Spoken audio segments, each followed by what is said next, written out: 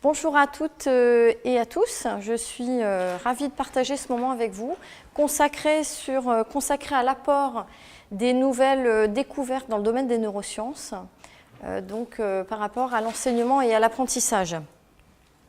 L'objectif en fait de cette intervention, qui va durer à peu près une heure, c'est de vous exposer le fonctionnement cérébral de vos étudiants, de vous montrer comment fonctionne le cerveau de vos étudiants et de vous montrer comment fonctionne ce cerveau dans une situation d'apprentissage. Et de voir, sur la base de ces connaissances, comment est-ce qu'on peut optimiser la pratique enseignante et aussi la pratique des étudiants dans l'apprentissage. Alors, dans cette présentation, je vais aborder différents thèmes, à savoir vous présenter comment la neuroéducation, les neurosciences de l'éducation en fait, se sont développées à partir des neurosciences. Je vous présenterai ce dont on parle beaucoup en ce moment, à savoir les neuromythes, à savoir toutes ces croyances véhiculées, dont on entend parler sur la distinction, par exemple, entre le cerveau de l'homme, le cerveau de la femme, etc. Et puis, je vous présenterai le fonctionnement de la mémoire. Comment fonctionne la mémoire? Comment est-ce que nous encodons, comment nous sélectionnons les informations à partir de stimuli et comment, à partir de cet encodage, nous consolidons ces informations dans la mémoire à long terme. Je vous présenterai à partir de cette base les différentes découvertes, des plus anciennes aux plus récentes, pour effectivement envisager des applications directes, concrètes, par rapport toujours au versus enseignement et apprentissage. Alors je tiens à dire en fait, pour bien situer le contexte, que les neurosciences de l'éducation s'intègrent bien dans une démarche pluridisciplinaire pour observer l'enseignement et l'apprentissage. Ça n'est pas en soi une seule façon d'observer et de comprendre les mécanismes de l'apprentissage et de l'enseignement.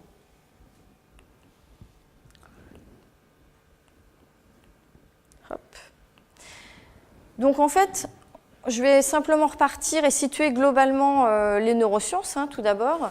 Donc le concept de neurosciences, il est assez ancien. Le concept de neurone en tant que cellule nerveuse a été mis en valeur en 1891 et il faudra attendre en fait 1969 la véritable naissance des neurosciences par la Société américaine des neurosciences qui en fait va définir cette discipline par l'étude du fonctionnement du système nerveux au niveau moléculaire, cellulaire, synaptique et en intégrant en fait aussi l'étude de leurs fonctions sur le plan comportemental et cognitif. Avec l'arrivée et le développement dans les années 90 de l'imagerie en fait médicale, les neurosciences vont véritablement connaître un bond important et en permettant de collecter, d'analyser des données cérébrales.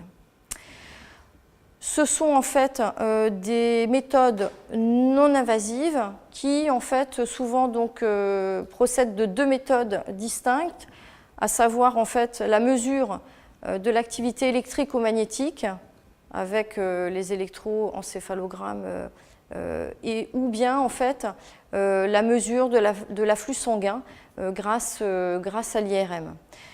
Et c'est une méthode globale dite soustractive, c'est-à-dire qu'on va comparer le cerveau d'un individu qui réalise deux tâches différentes.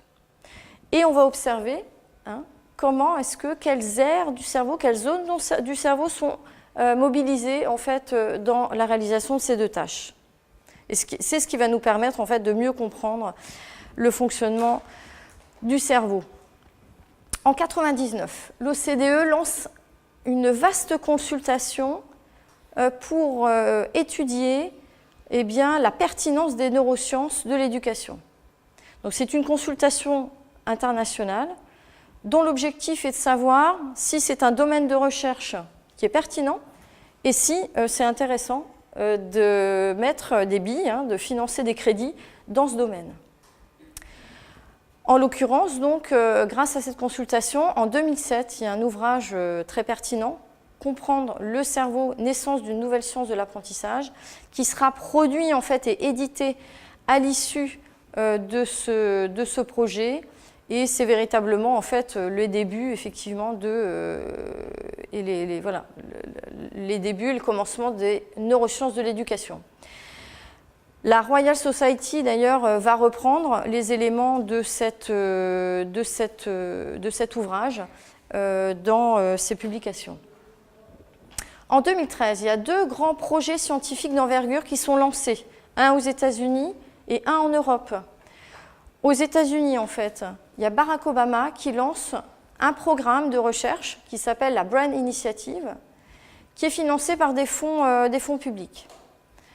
En Europe, il y a un grand projet donc, initié depuis 2013, The Human Brain Project, qui vise d'ici 2024 à simuler, grâce à un superordinateur, le fonctionnement cérébral de la totalité du cerveau.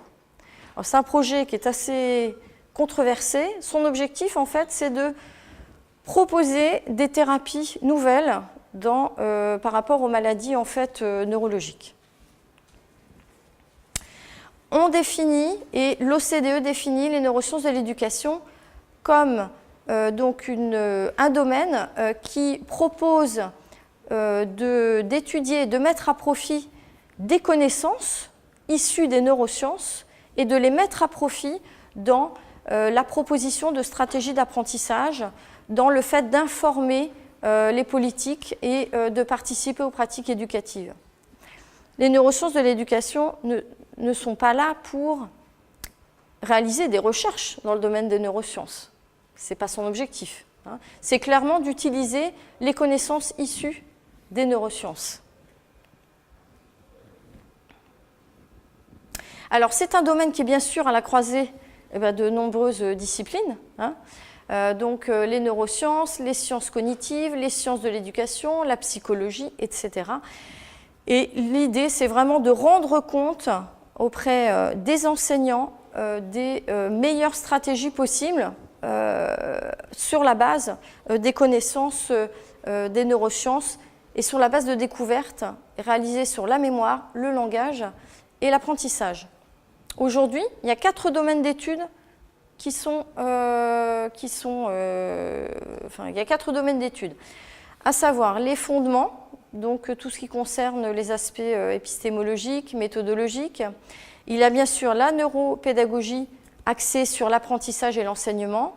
On va trouver aussi la neurodidactique, donc avec une entrée axée sur la didactique, donc par discipline, par matière. Et la neuroadaptation scolaire pour des élèves qui ont des difficultés d'adaptation, des difficultés d'apprentissage. Il faut savoir que depuis 2004, Harvard propose un programme de 2e cycle dans le domaine de la neuroéducation et que l'UQAM a pris le relais 4 ans après et qui propose un cours d'introduction à la neuroéducation au 2e cycle. Et en France, on a d'ailleurs des diplômes dans le domaine de la pédagogie qui s'inspirent beaucoup, en tout cas, qui tirent totalement profit de ces recherches. Aujourd'hui, voilà, je vous présente de façon assez synthétique et simplifiée ce cerveau triunique, c'est une représentation assez ancienne, mais qui fonctionne toujours, de MacLean, et qui représente en fait le cerveau. Donc on a en fait différentes parties dans notre cerveau, le néocortex, le cerveau limbique et le cerveau reptilien. Ils ne se sont pas tous développés à la même période et n'ont pas en fait les mêmes fonctionnalités. Le plus récent, c'est le néocortex, c'est le siège de la réflexion. Donc c'est lui en fait qui va nous permettre, c'est le siège du langage, de l'adaptation, du raisonnement, de la réflexion. Toutes ces parties du cerveau en fait travaillent en étroite relation en fait, perpétuelle. Le cerveau limbique, c'est vraiment le siège de l'affectivité, le centre des émotions, et c'est lui en fait qui va réguler nos pulsions, nos émotions, nos plaisirs, et qui va véritablement jouer un rôle important dans la mémoire émotionnelle à long terme, mais dans la mémoire aussi en général. Ce cerveau limbique, en fait, il est composé de 2 autres parties très importantes du cerveau, l'hippocampe et l'amygdale. L'hippocampe, en fait, donc, va contribuer à l'apprentissage, et j'y reviendrai en fait un peu plus tard. Et l'hippocampe travaille en étroite relation avec l'amygdale, qui est le lieu des émotions. Donc ça, j'y reviendrai parce qu'on a découvert que les émotions, dans l'apprentissage, sont primordiales. En dernier lieu, le cerveau reptilien, 400 millions d'années. Là, c'est tout ce qui est, qu'on appelle aussi cerveau archaïque, et c'est là en fait où sont stockés, et on ne connaît pas tout aujourd'hui d'ailleurs du cerveau reptilien, nos réflexes archaïques, nos réflexes innés, nos comportements primitifs de survie, etc.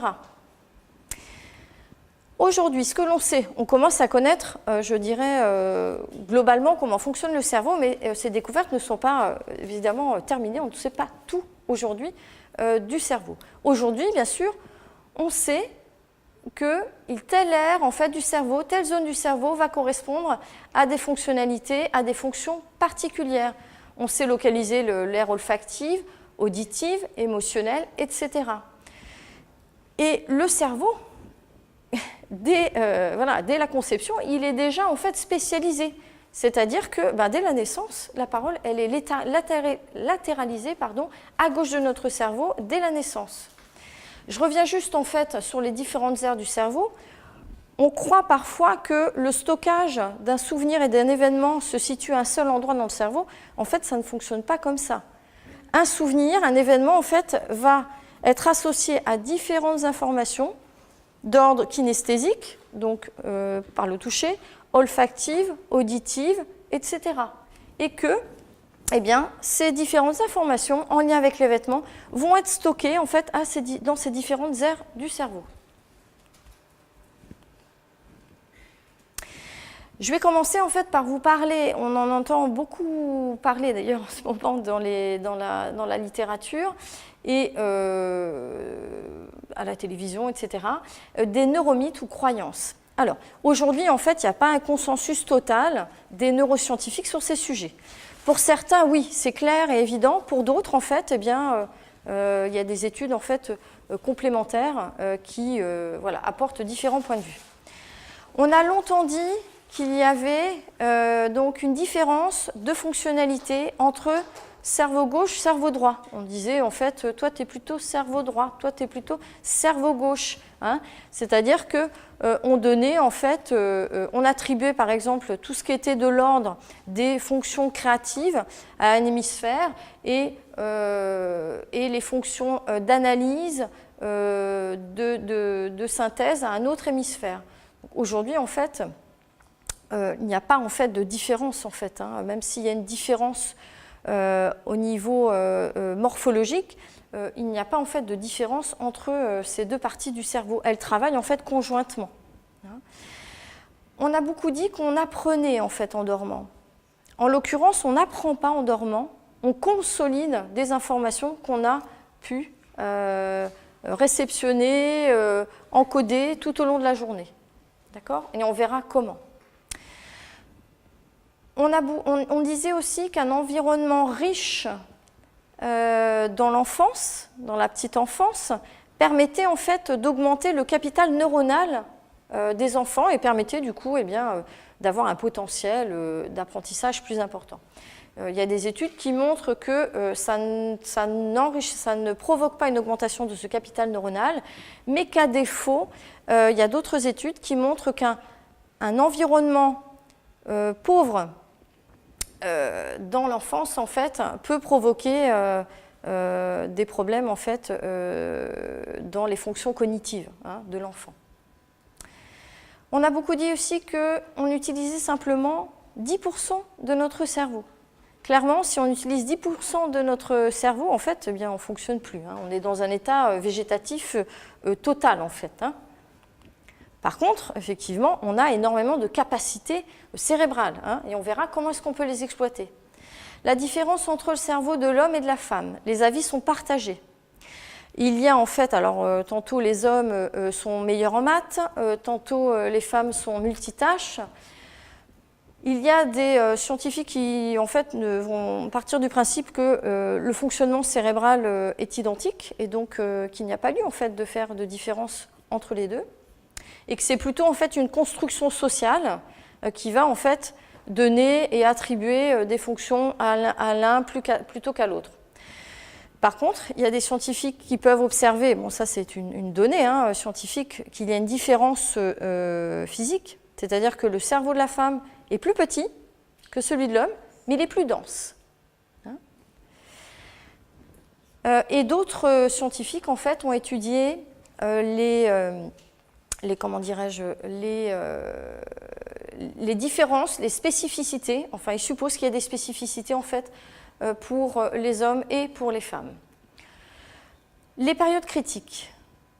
On pensait jusqu'à présent que passé l'âge d'une vingtaine d'années, en fait, notre cerveau n'arrivait plus ni à créer de nouveaux neurones, ni à construire de nouvelles connexions synaptiques. En l'occurrence, on a découvert grâce à la plasticité neuronale que notre cerveau est plastique tout au long de la vie. Et que ces créations synaptiques et sur le plan neurologique, en fait, est valable tout au long de la vie.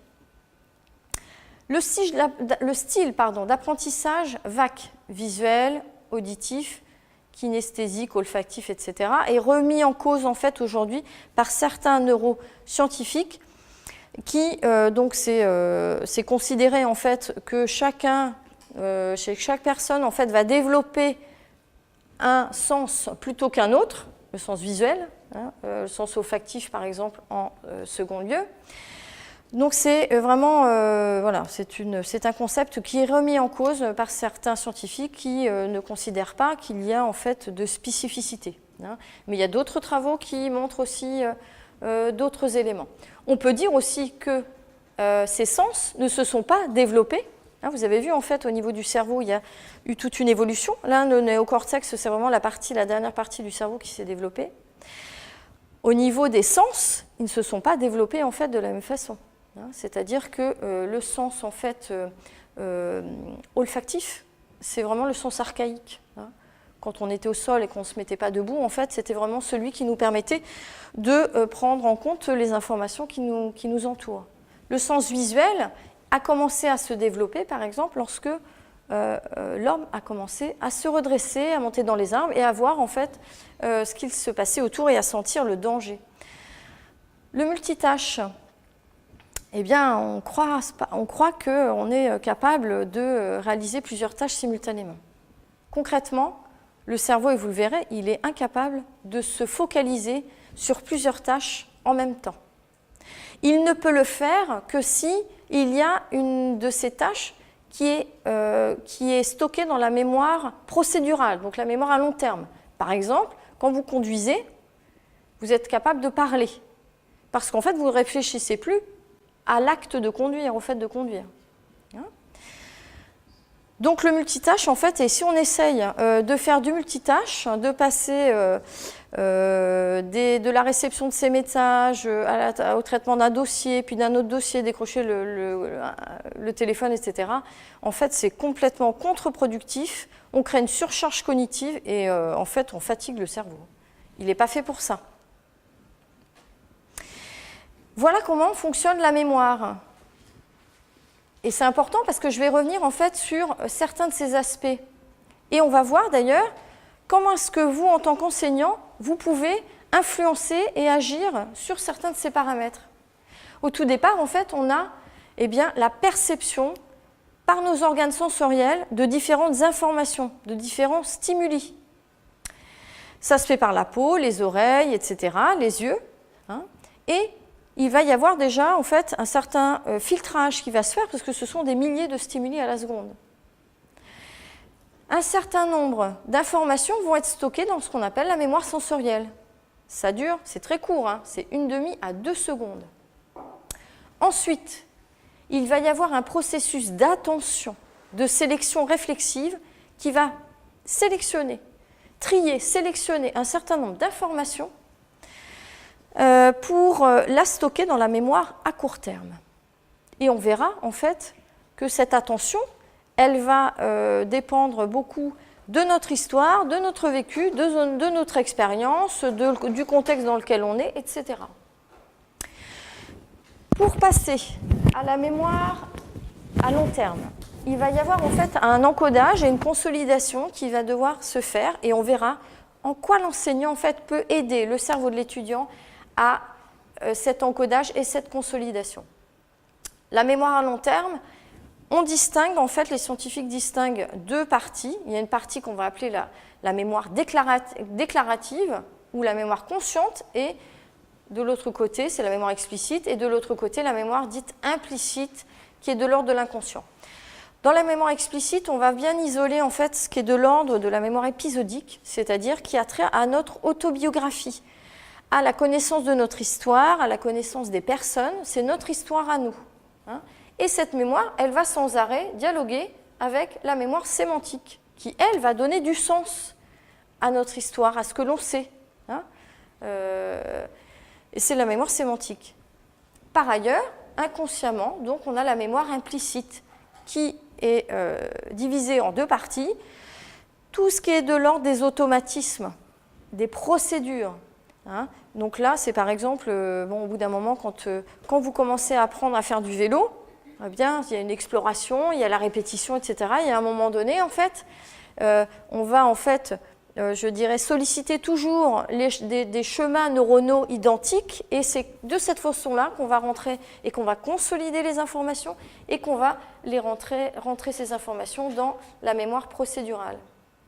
Enfin, la mémoire émotionnelle, qui là va stocker en fait les événements forts sur le plan émotionnel, les traumas, etc., avec tout le florilège du VACOG qui va être stocké dans différentes aires du cerveau. Je vais vous parler maintenant donc des découvertes qu'on a faites, qui sont plus ou moins récentes, hein, vous le verrez, et qui vont véritablement vous donner des pistes, c'est même plus que des pistes, en fait, des intentions sur le plan pédagogique. On verra d'ailleurs, dans un premier temps, je vous montrerai en fait comment l'enseignant peut tirer profit de ces découvertes, et dans un deuxième temps, comment les étudiants aussi peuvent tirer profit de ces découvertes. Je vais vous parler de la plasticité neuronale. De l'empamnésique, en fait, c'est la capacité de notre mémoire à court terme. Je parlerai de l'attention, évidemment, qui est très importante, hein, que vous pouvez, sur laquelle vous pouvez que vous pouvez solliciter grâce à des éléments saillants. On verra aussi notre capacité d'oubli, hein, notre même nécessaire capacité d'oubli, hein, et d'oublier. Ça fait partie vraiment du fonctionnement normal en fait, et nécessaire du cerveau. Je vous parlerai aussi de l'inhibition neuronale qui va permettre en fait, dans l'apprentissage, de contourner des croyances, de contourner des mécanismes réflexifs qu'on met en place pour traiter un certain nombre de problématiques, et qui sont vraiment, et cette inhibition neuronale est vraiment importante pour aussi apprendre. On verra en dernier lieu en quoi les émotions peuvent jouer un rôle important dans l'encodage et dans la consolidation des informations dans la mémoire à long terme. La plasticité neuronale. On sait qu'à tout moment, donc, ce fameux cerveau qui compte pas loin de 100 milliards de neurones, avec 10 000 connexions possibles pour chaque neurone, que ce cerveau a une plasticité qui nous permet en fait de remodeler son architecture à tout moment. Et quand on est en situation d'apprentissage, le cerveau en fait reconfigure son architecture, reconnecte certaines informations, élague d'autres connexions et évolue vraiment en fonction de nos expériences et de l'environnement.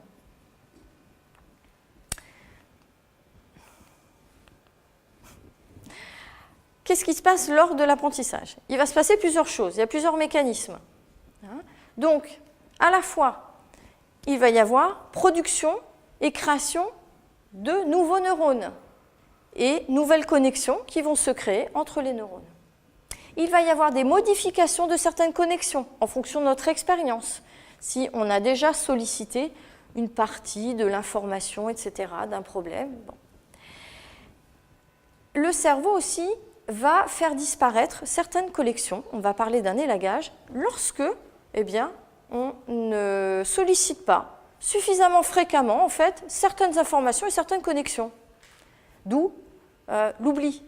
Hein, et d'où d'ailleurs le fait de devoir répéter les informations. Je vais y revenir après. Comment est-ce qu'on peut favoriser la plasticité neuronale? Tout d'abord, en organisant, en triant et en classant les informations. Vous allez voir, dans les propositions pédagogiques qui vont vous être présentées, on ne réinvente pas la roue. Hein, les neurosciences de l'éducation ne vont pas réinventer la roue et les méthodes existantes. Par contre, elles vont permettre de véritablement faire un focus particulier sur des méthodes qui sont en adéquation avec le fonctionnement du cerveau. Donc l'idée, c'est de les aider en fait à reconnaître les informations qui sont prioritaires, qui sont importantes pour capter l'attention du cerveau.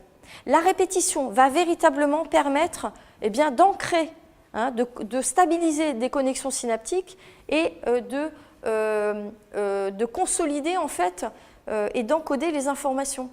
On donne souvent l'image de cette forêt qui au départ est un simple petit sentier et plus on sollicite une connexion, plus en fait ce petit sentier va devenir un véritable chemin. Donc ça c'est vraiment important.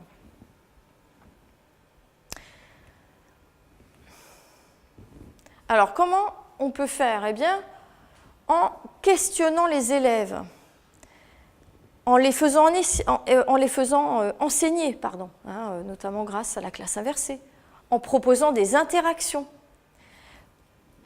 en leur proposant des tests, des exercices, des évaluations. C'est vraiment ce qui va permettre en fait de réactiver sans arrêt les connexions neuronales. D'accord? Et ces tests, ces interactions vont pouvoir porter pas seulement sur des éléments nouveaux, sur le nouveau cours du semestre 2, elles vont pouvoir porter sur l'ensemble des éléments qui auront été vus depuis le début de l'année. Ça, c'est vraiment primordial. D'accord? Donc toujours proposer en fait de faire tester, pas seulement sur la nouveauté, mais créer du lien et consolider en fait et ancrer les informations qui sont beaucoup plus anciennes. Et comment est-ce que les élèves peuvent se questionner? En se posant des questions à soi-même. Et on peut les aider en fait à savoir comment ils peuvent interroger leur savoir et leurs connaissances. On a remarqué aussi que pour favoriser cette plasticité neuronale, le sommeil est très important. Le sommeil, il est primordial. Parce que lui, en fait, en consolidant les informations, il va réactiver lui-même les réseaux neuronaux et il va consolider ces informations. En termes de rythme, l'idéal, bien sûr, hein, ce qui a été prouvé, je dirais, sur le plan scientifique, c'est, de proposer, en fait, un apprentissage segmenté. Plutôt, par exemple, plutôt que de concentrer un sujet sur 4 heures ou sur 2 heures sur une même journée, plutôt proposer en fait des séquences de 30 minutes sur des sujets différents pour pouvoir les réaborder un peu plus tard. Il y a vraiment l'idée en fait d'espacer les temps de formation pour laisser en fait le temps au cerveau de les enregistrer et ensuite de les consolider dans la mémoire à long terme via le sommeil. Alors, à ce moment-là, on peut aussi, pour solliciter et réactiver les chemins neuronaux, donner des devoirs, proposer des études de cas, donner des exercices, des TP, etc., sur des contenus actuels, mais aussi sur des contenus abordés beaucoup plus tôt. Parce que si, en fait, on remobilise pas, si l'étudiant ne remobilise pas des informations en fait, antérieures, les connexions en fait, non mobilisées vont disparaître, tout simplement. Là, il faut faire de la place. Et le cerveau, il garde en fait que l'information utile. J'en viens d'ailleurs justement à la capacité d'oubli. C'est un phénomène totalement naturel et nécessaire pour notre cerveau. Souvent, il amène de la culpabilité. On se dit, mais j'ai oublié ça, pourtant, je pensais, nanana. Bon. En l'occurrence, il est vraiment important parce qu'on part du principe que l'intelligence, ça n'est pas seulement une accumulation, ça n'est pas ça n'est pas une accumulation et une concentration d'informations extrêmement précises, hein, qui serait totalement contre-productive. C'est vraiment l'idée en fait de conserver des informations utiles qui vont nous permettre de prendre des décisions dans la vie réelle.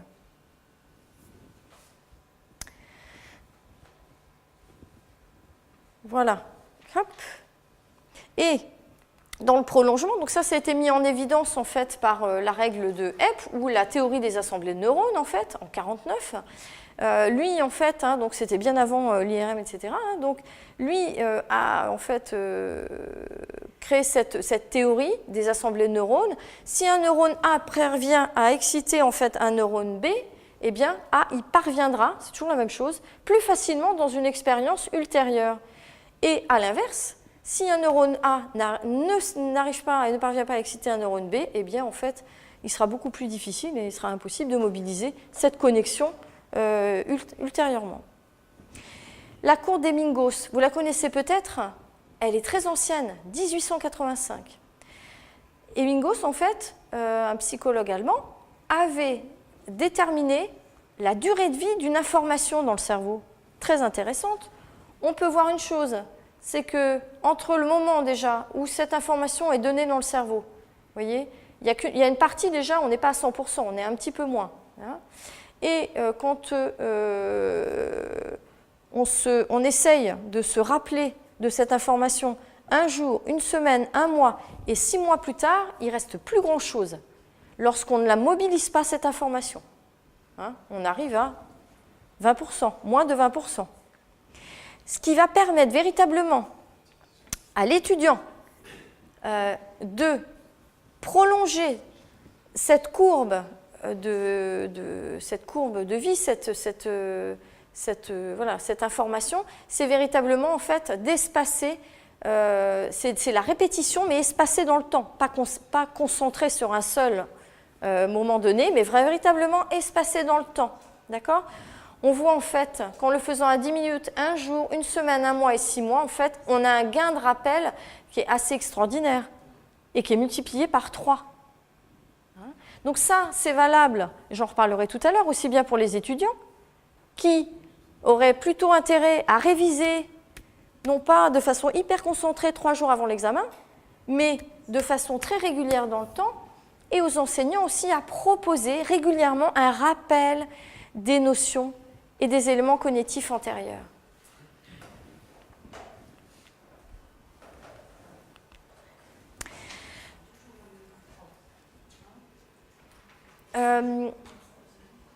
Je vais vous parler maintenant en fait de l'attention. Donc l'attention, c'est ce qui va permettre de créer ce passage entre la mémoire sensorielle qui véhicule de nombreux, réceptionne de nombreuses informations, de nombreux stimuli, à la mémoire à court terme. Et je vais vous présenter une petite, je vais vous faire jouer là. Je vais vous présenter une vidéo en fait qui va vous démontrer un certain nombre de choses. Alors, je vais vous faire jouer un jeu qui est très simple. Donc l'idée en fait de ce test,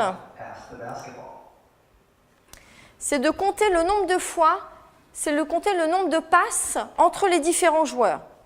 Je vous laisse vous concentrer et on fait le point après.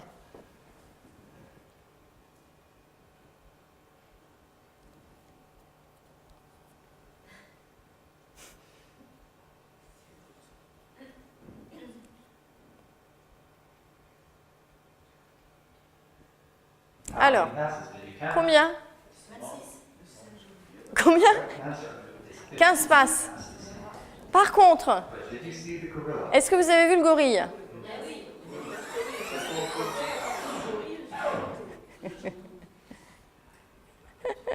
Voilà, le gorille, lui, en fait, eh bien, voilà, il fait son petit show, lui, pendant les passes. Oui, oui, la première fois, en fait, quand on le voit pour la première fois, en général, on ne le voit pas du tout. Donc, c'est vraiment...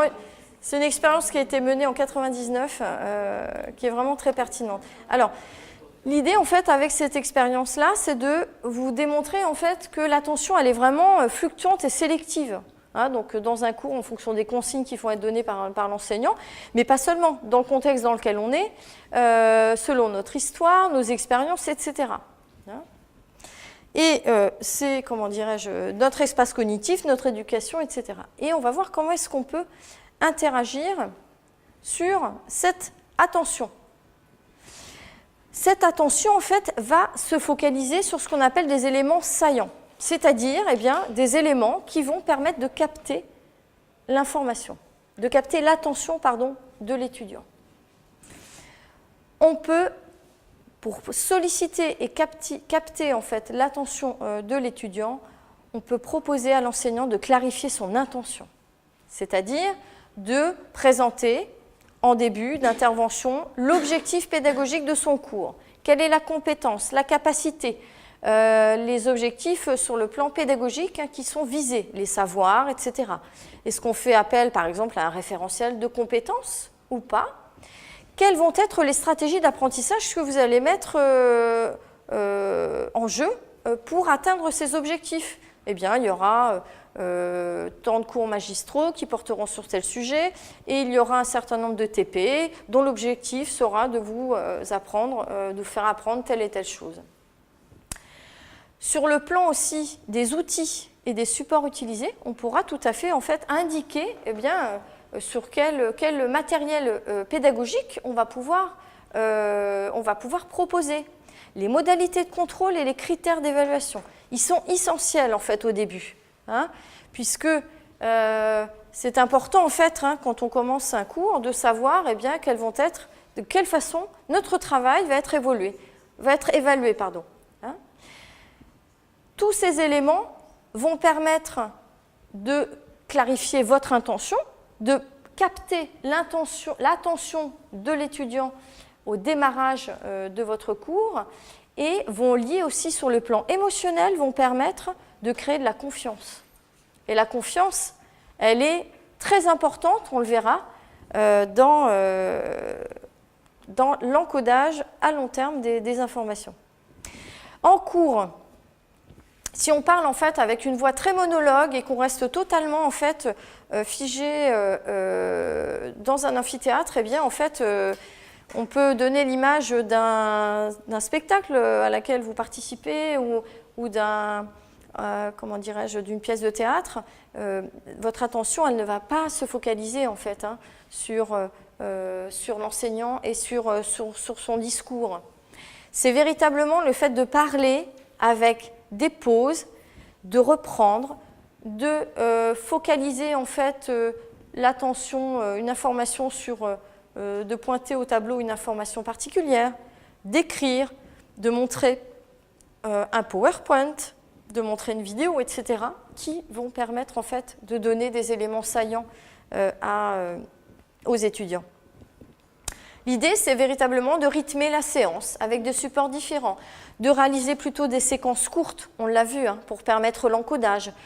Alors, ça ne veut pas dire qu'il faut revoir en fait la durée des cours magistraux, etc., ou même des TD. C'est simplement en fait d'aborder, on peut aborder en fait au cours d'un CM des sujets différents, mais sur des durées plus courtes. C'est véritablement avec ce processus de sommeil qu'on va pouvoir encoder les infos dans la mémoire à long terme. Stimuler l'attention sensorielle avec des PowerPoint, des vidéos, le fait d'écrire au tableau, etc. Et utiliser ce qu'on va appeler des alertes émotives.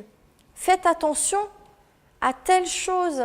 Attention, il y a un piège dans cet exercice. Là, je vous fais une remarque importante. C'est vraiment important d'avoir compris ça dans le cours. Là, en fait, état de vigilance de l'étudiant. Et là, l'attention va se porter sur ces éléments cognitifs. Je vais faire un focus particulier, justement. On a parlé de l'attention et de la possibilité de donner des éléments saillants pour capter l'attention de l'étudiant. On va aussi pouvoir tirer profit de la capacité de stockage de la mémoire à court terme. Vous allez voir, elle n'est pas immense. En 1956, Miller en fait a découvert ce qu'on appelle aussi ce nombre magique, qui est le nombre 7, plus ou moins 2, qui correspond en fait au nombre d'informations, au groupement d'informations que notre mémoire à court terme ou mémoire de travail est capable d'enregistrer. C'est très peu, sachant que plus récemment, des scientifiques ont réinterprété l'article de Miller à ce sujet et partent plutôt sur 3 ou 4 éléments.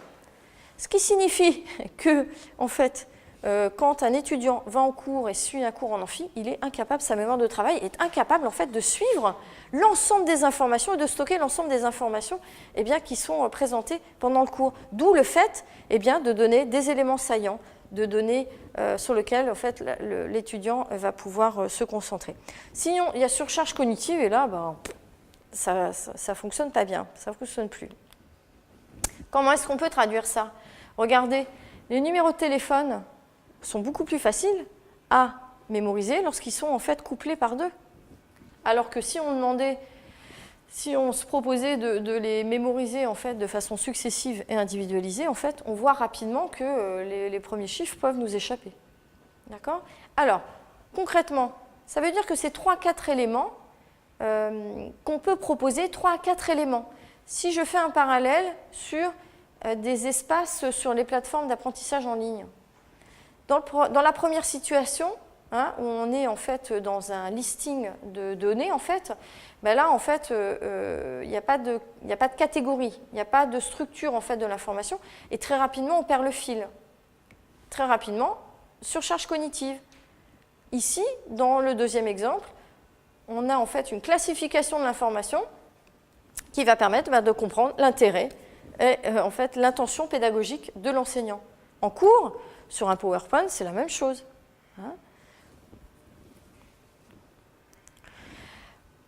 Être capable d'apprendre, ce n'est pas seulement créer et construire des nouvelles connaissances, c'est aussi savoir à un moment donné, en fait, savoir inhiber nos stratégies et nos croyances antérieures. Le cerveau, en fait, il est pétri d'habitudes. Et nos habitudes, elles sont simplement issues de nos expériences. On sait d'ailleurs toute la portée que ça a sur le plan psychologique et affectif. Donc, notre cerveau, il a besoin, pour apprendre de nouvelles connaissances, d'inhiber des réflexes, des stratégies, des croyances qu'il a en fait construites de par différentes expériences pour pouvoir apprendre. Et c'est vraiment en fait une action très positive qui en fait nous permettent de déjouer certains pièges, qui permettent de nous remettre en cause, qui permettent de reconsidérer certains problèmes. Alors comment est-ce qu'on peut développer l'inhibition chez les étudiants? Eh bien, en l'exposant en fait, en exposant le conflit cognitif qu'il peut y avoir, par exemple, entre le fait de présenter une étude de cas et de dire, écoutez, cette étude de cas, jusqu'à présent, vous l'aviez résolue de telle et telle façon, ce problème, etc. Et maintenant, faites attention, cette étude de cas ne va pas se résoudre tout à fait de cette même façon. Et donc, c'est vraiment d'indiquer en fait quand il y a un exposé cognitif, une situation particulière qui va en fait permettre d'exposer d'autres savoirs, eh bien c'est véritablement de l'exposer. Plus vous ferez aussi des allers-retours entre des intuitions spontanées que l'étudiant peut avoir et les savoirs, en fait, plus vous permettrez aux étudiants de développer cette inhibition neuronale. Et je reviens aussi sur le fait de donner des alertes émotives pour obtenir un état de vigilance renforcé de l'étudiant et pour focaliser son attention et du coup créer cette inhibition neuronale. Pour terminer, les émotions. On a découvert que les émotions jouent un rôle très important dans l'encodage et dans la consolidation des informations dans la mémoire à long terme. L'hippocampe, on l'a vu au tout début en fait, le cerveau limbique, l'hippocampe, c'est le centre des émotions. Lui, en fait, il va être très investi dans le contrôle de l'humeur, la mémorisation de nos événements, de notre histoire, la mémoire épisodique, mais aussi la concentration et l'apprentissage. Et vous pouvez le voir aussi, la mémoire spatiale, j'en reparlerai après.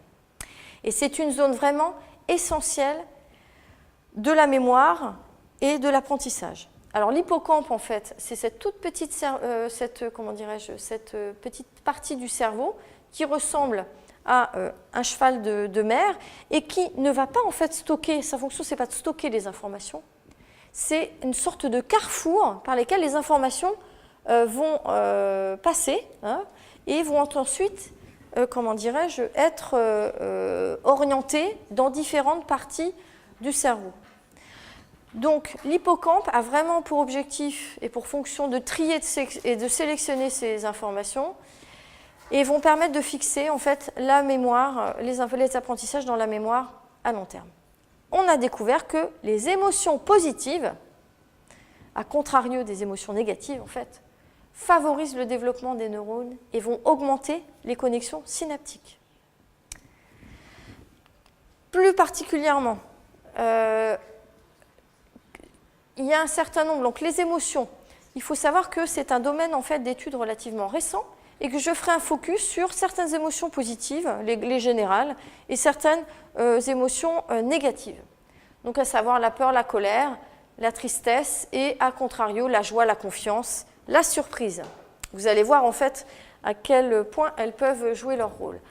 Il est prouvé scientifiquement que la peur, la tristesse et la colère vont créer du stress chez l'étudiant et vont augmenter en fait ce qu'on appelle les hormones du stress, c'est-à-dire produire de l'adrénaline, du cortisol.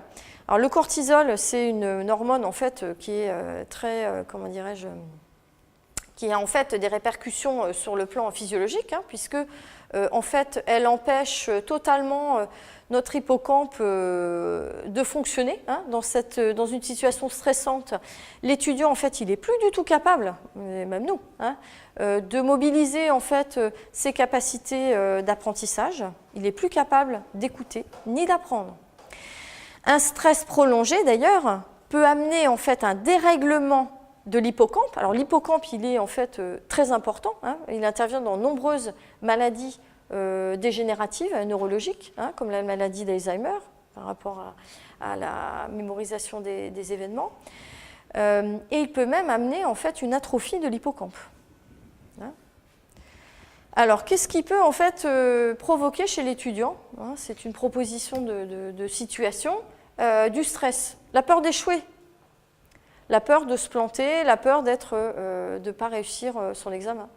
Chaque année, en fait, il y a des étudiants qui vont faire des crises de panique qui vont les rendre totalement incapables de réaliser, en fait, leur devoir sur table. Tout est bloqué, clairement, tout est bloqué. Se sentir peut-être sanctionné injustement. Je parle simplement d'un point de vue, en fait, de l'étudiant. Se sentir jugé. Être sans cesse évaluer. Ce n'est pas proposer en fait des tests d'auto-évaluation, c'est en fait, imaginons qu'à chaque fin de cours, il y a une évaluation qui donne une note, etc. Bon, forcément, là, pour l'apprentissage, ça génère plus de stress qu'autre chose. Un matériel en fait pédagogique qui sera incompréhensible.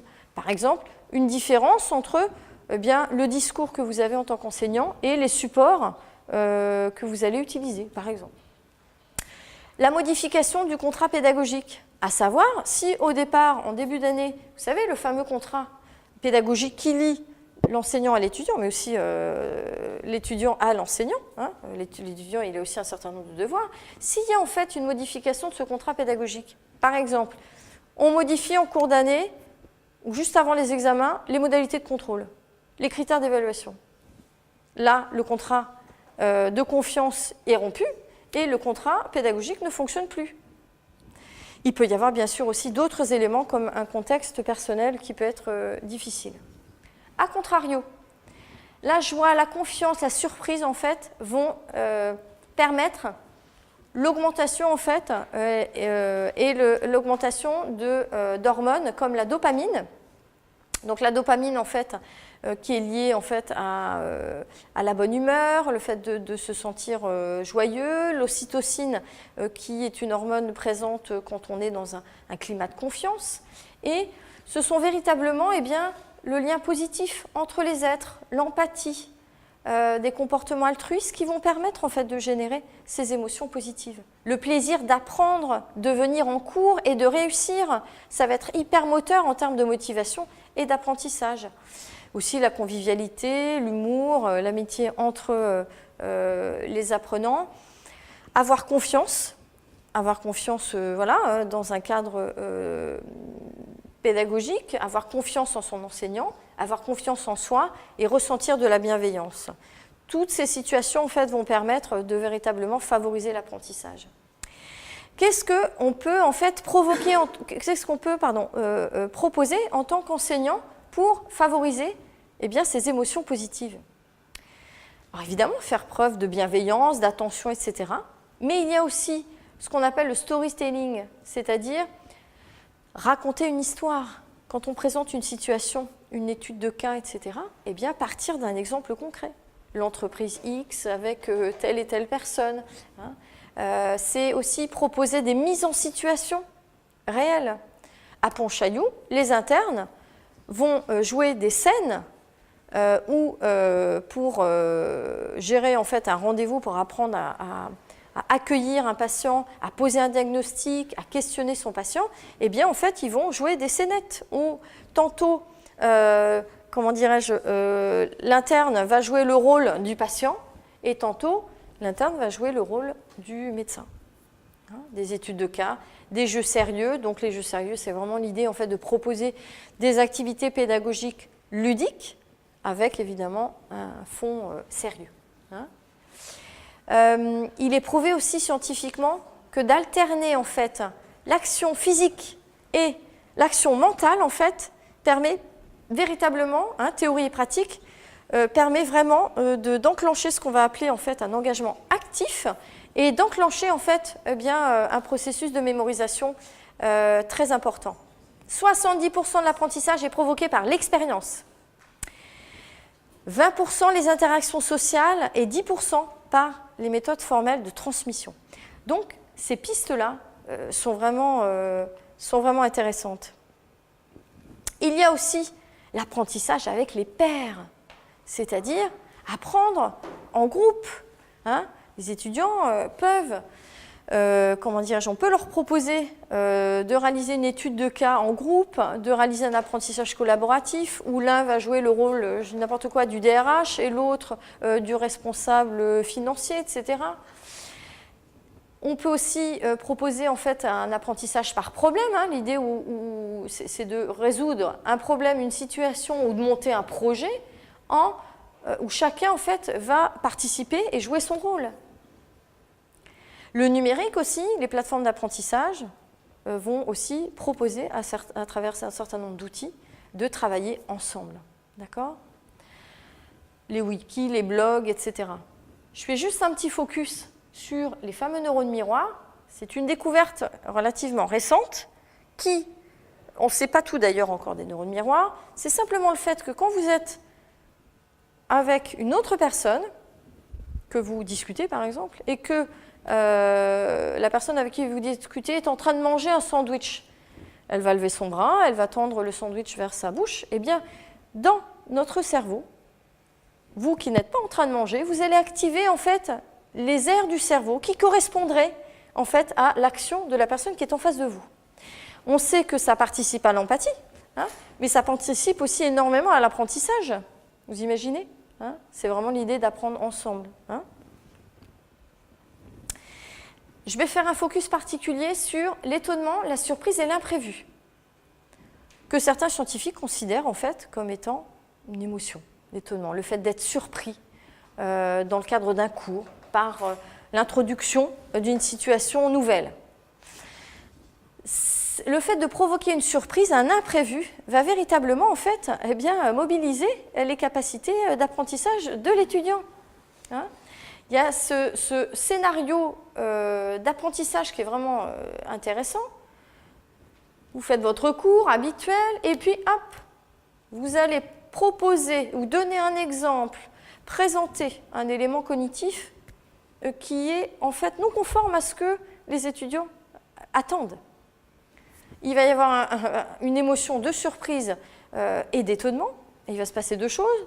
L'étudiant va poser son crayon, il va suspendre son activité et il va se mettre à enquêter, réfléchir Hein, il va mener une action, une activité d'enquête pour savoir en fait pourquoi cet élément est là, qu'est-ce qu'il remet en cause aussi dans mes croyances et comment est-ce que bien, je vais faire face à cette nouvelle situation.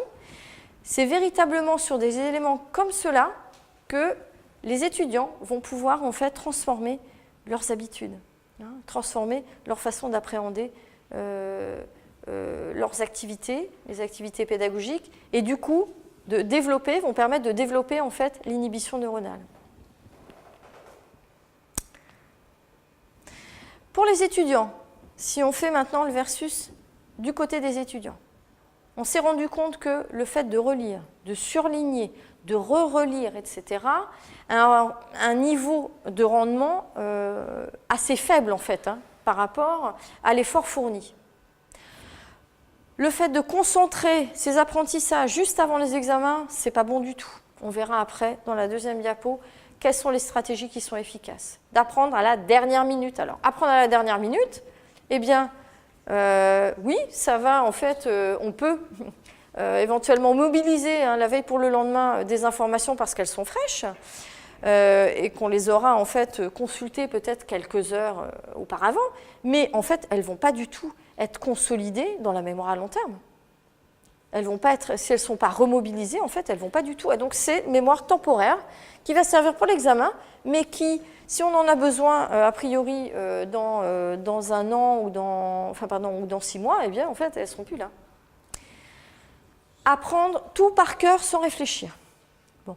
Alors, il y a des choses. Il y a des choses, des termes, des fondamentaux, des formules, etc., qu'il est nécessaire d'apprendre.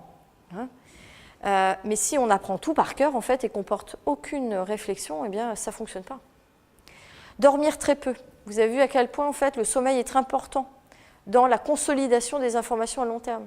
Donc, si il y a, en fait, un sommeil qui est très faible et non réparateur, en fait, le processus de consolidation ne va pas se faire, ou mal.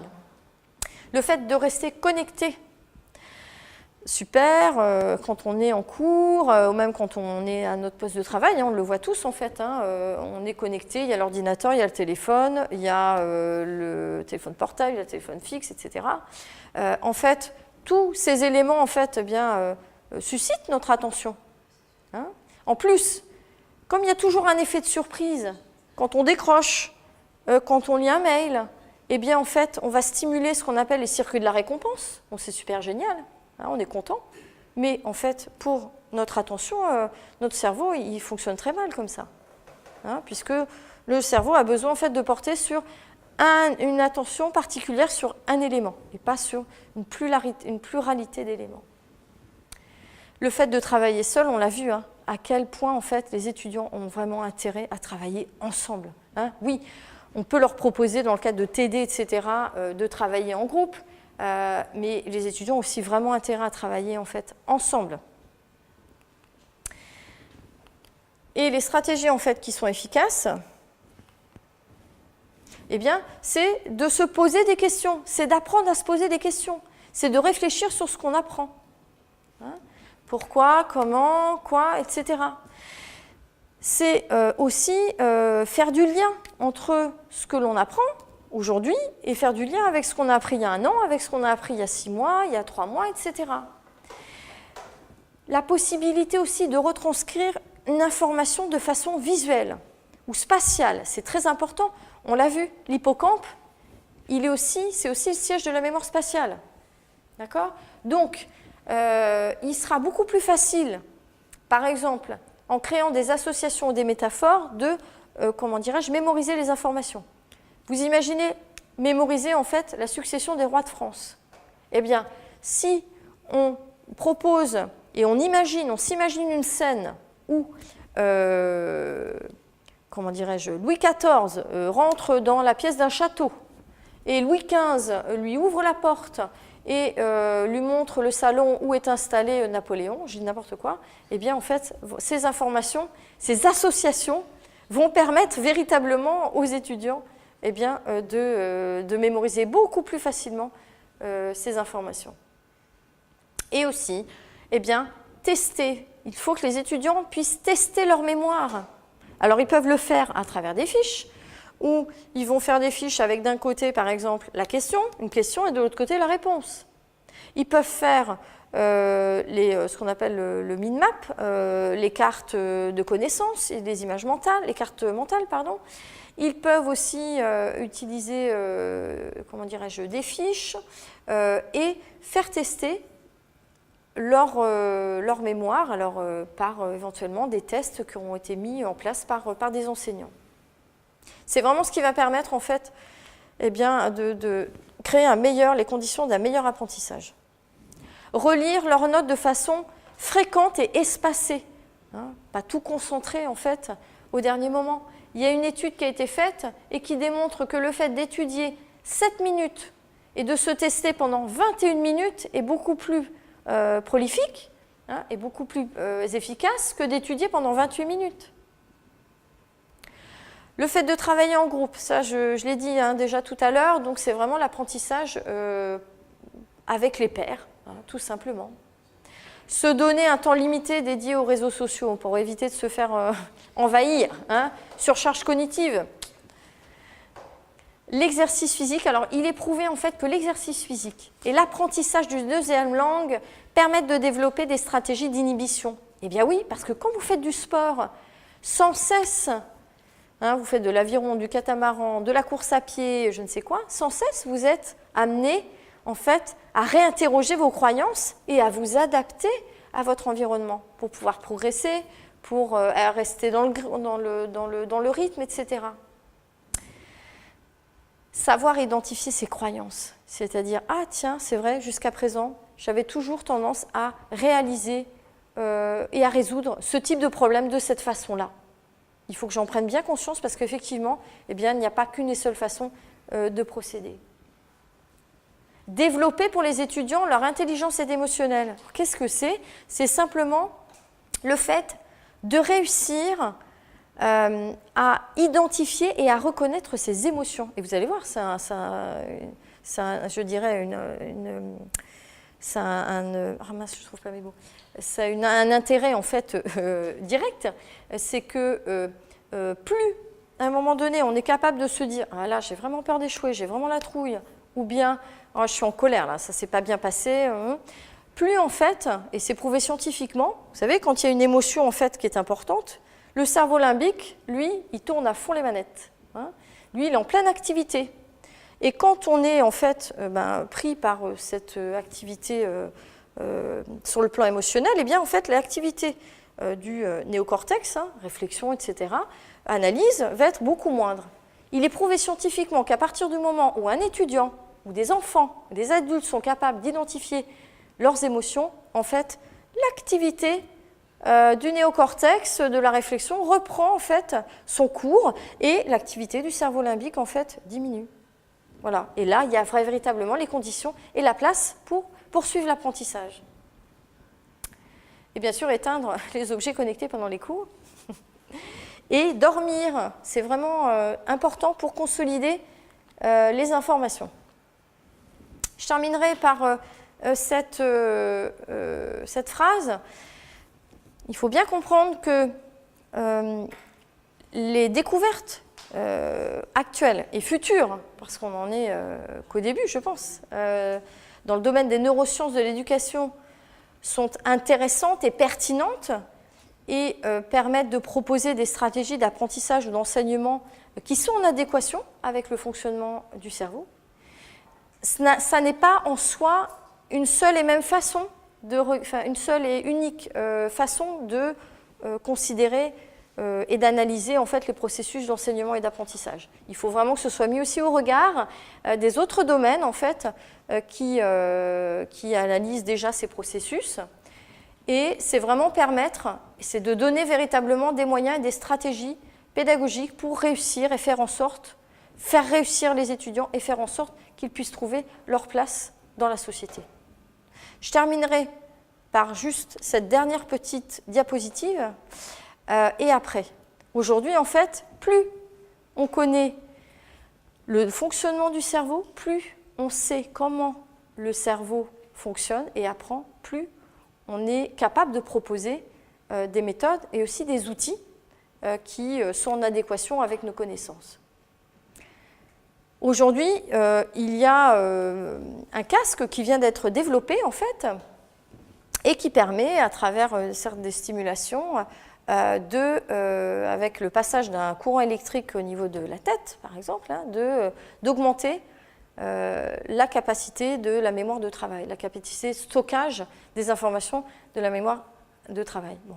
Ça n'est pas, je dirais, sans poser de questions, bien sûr, sur l'avenir. Hein. Je pense qu'il est important, c'est d'avancer dans toutes ces découvertes et de le faire de façon respectueuse, hein, de ce que l'on est. Je pense que c'est ça, respectueuse de l'homme et de façon non invasive. Je pense que c'est ça le plus important. Voilà.